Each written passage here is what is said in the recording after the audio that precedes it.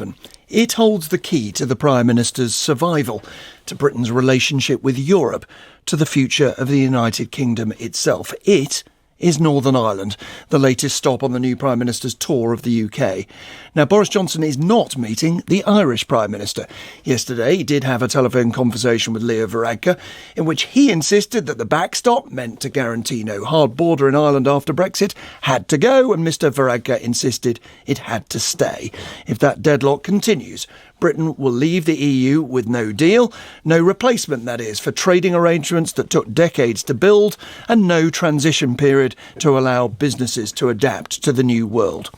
Last night, Boris Johnson did meet with the leaders of the DUP, whose 10 votes are critical to keeping him in Downing Street.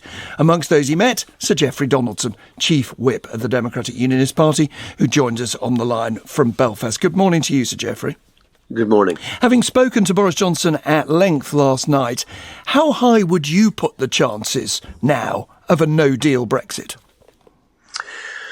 Well, I think given the response of the Irish government in particular, who I believe are key to this issue of addressing UK concerns about the backstop, I think that the prospect of a no deal is significant. And do you accept the warnings that have come out from officials in Northern Ireland that that will lead to 40,000 job losses in Northern Ireland? Well, I think that's at the very high end of the scale, and I'm not convinced that a no deal will result in that type of outcome. But we do recognise that no deal is not good in the short term for our economy in Northern Ireland.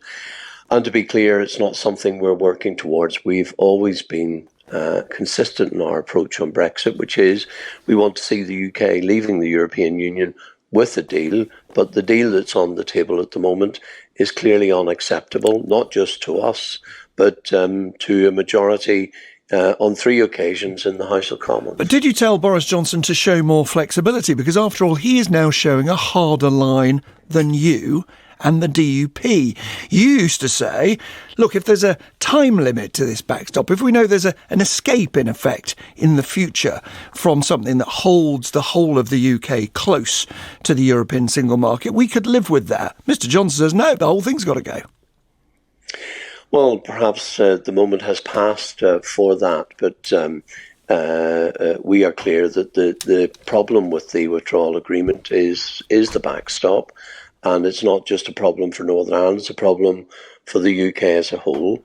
And we want to see a more flexible and pragmatic approach taken by the European Union. We still believe it's possible to get a deal, and we are urging the EU to step forward and to discuss with the UK government how we can achieve that. And I think the Prime Minister is right to take a tough line on this issue. I think that a tough line that could lead to not just tens of thousands of job losses, but according to the last Prime Minister, Theresa May, a no-deal Brexit, in her view, could lead to a united Ireland. So the irony is you have more power than any unionist has ever had, and you may bring about the thing that you have spent your entire life fighting. Well, I don't accept that that's going to be the outcome of no deal. I don't believe that people in Northern Ireland are going to vote in favour of a united Ireland. I have represented my constituency now for 22 years. I know the people I represent very well, and I don't detect that there's been any dramatic shift in favour of a united Ireland. People voted to remain in the EU in Northern Ireland. You are admitting on this programme that there'll be very serious consequences, at least in the short term. You are ignoring the voices of Northern Ireland's business community and farming community, and yet you think it'll have no consequence for future constitutional arrangements in Ireland. Well, because I think that the constitutional issue is one thing, and I think Brexit is another. People have very clear views on both, but it doesn't necessarily follow that because you voted against Brexit that you would vote in favour of a united Ireland. And as I've said, I don't detect that that's the mood in Northern Ireland at the moment. For sure, there are people who have concerns, and we understand that, which is why we are dedicated towards working towards a deal. That's what we want. But I think the Prime Minister is right.